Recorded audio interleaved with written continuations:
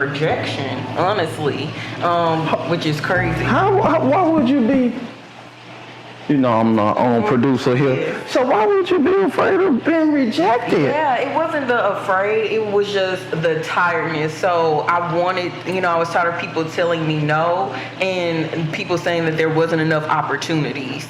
And that in my head was enough for me to say, okay, hey, let me create opportunities for those. Let me create more acting jobs. Let me create more artistic jobs for those in visual arts, more room for cinematographers and things like that, because I feel like sometimes in certain stages of history we can face monopolization where this person is really taking over the market. And Gotcha. so I just wanted to be able to create a lane for myself, like I said, for freedom of expression, but also to create more opportunities and jobs for those.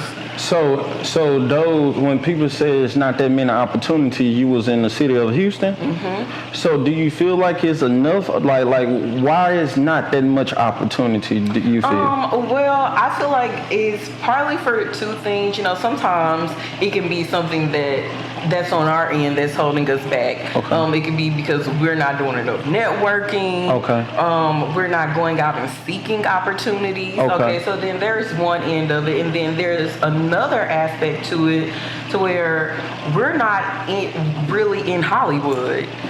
So most of those opportunities are said to come from really popular popular places where film thrives or exists, which are, Chicago, New York, California, and that's where it's said to have a lot of opportunities.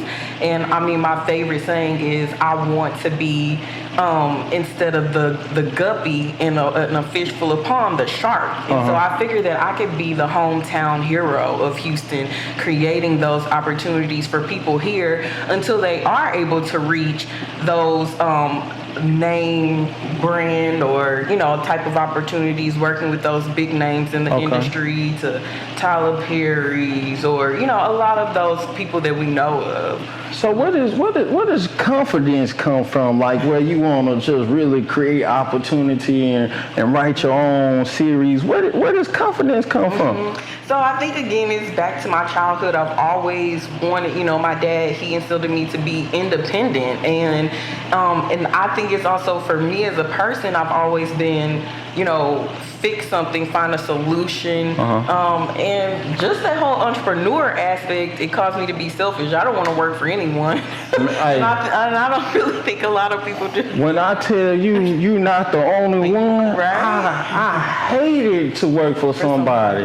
They tell you when to go on vacation. They tell you what to do, how to do it, what you got to do, and everything just for a little piece of money. You get what I'm saying? So how do you coach your actors and actresses when you give them that opportunity? Well, I wouldn't say that I too much coach a lot of my actors and actresses, and I guess that's a little bit of, it plays to both sides. It works in my favor, but it can also work against you depending on how your business is structured or how your production is structured. But I think that's something that a lot of the actors and actresses that have worked with me, that they enjoy about me, is that I give them the freedom to be creative. And I usually have a talk with whoever joins my team, whether it be an actor, a cinematographer, a photographer, or an editor, director, whatever, is that when you come to work for me, it can be, hopefully it's a challenge for you, because I want you to be creative. And I feel like that's something as a child that has been stifled.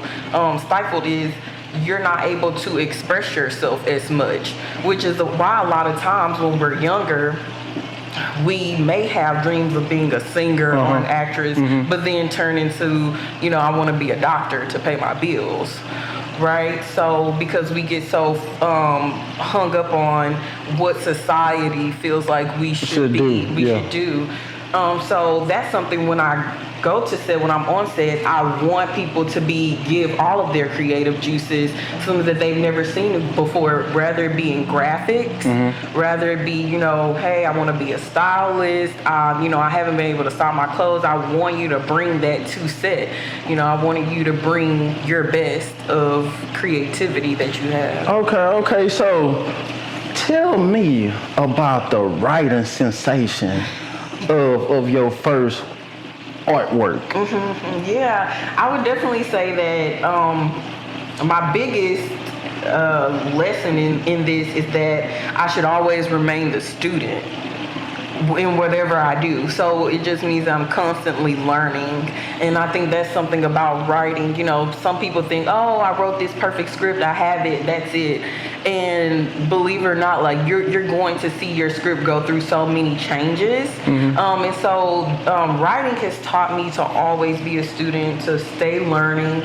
And people always ask me, oh, how did you write this word for word? And I really don't have an answer to that. I would honestly have to say that that's the only thing in this process where I would have to say it's been God's messages or God given, because I usually don't even know what I'm going to write. I have an idea, but the words don't start flowing until I'm actually in front of the computer typing, and then I feel this rush, adrenaline rush, to keep going. Like pretty much urgency. Yes, urgency.